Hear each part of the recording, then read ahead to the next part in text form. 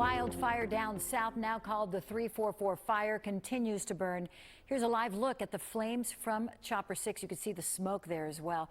Cartsound Road remains closed tonight, but US 1 just reopened. Now, crews have been hard at work for days now trying to battle that wildfire. Miami-Dade has partially activated its Emergency Operations Center to help battle the 344, what is now the 344 fire. And this is all happening on a busy weekend here in South Florida with spring break and NASCAR in town. Tonight we have team coverage. We begin with NBC6 reporter Lorena Inclán with the latest live from Homestead. Lorena? Well, I'm told by officials here, the Aviation's Operations Administrator tells me that the weather has been cooperating today a little bit more than in the past. But despite that, the Florida Forest Service, their helicopters landing right here, they tell me that this fire has grown from 24,000 acres yesterday to more than 26,000 acres today. Helicopter pilots from the Florida Forest Service have been doing the heavy lifting trying to put out the 344 fire. What's been the most challenging part about this fire? Accessibility. The men and women we have on the ground are very much challenged by ability to get in to fight the fire.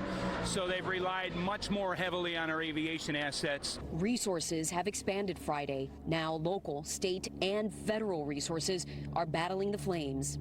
Just before 3:30 this afternoon, Miami-Dade County announced the partial activation of the Emergency Operations Center. Cartsound Road remains closed, while US 1 has seen on and off closures today. The closures and backups mean a lot of employees who work in the Keys have not been able to make it to work. At least one local restaurant has closed completely. Several of them, I think, are on very limited menus. I know a lot of our hotels and resorts are operating very short-staffed.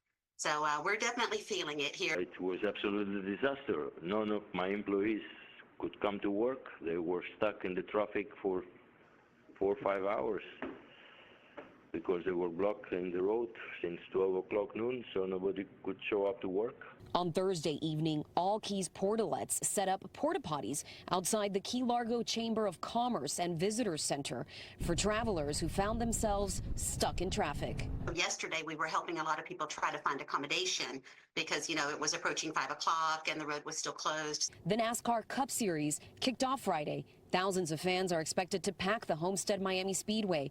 So far, the wildfire has not affected any races. Trying to keep the raceway open, trying to keep our roads to the Keys open, and so far we've been pretty successful today, so we're making good progress.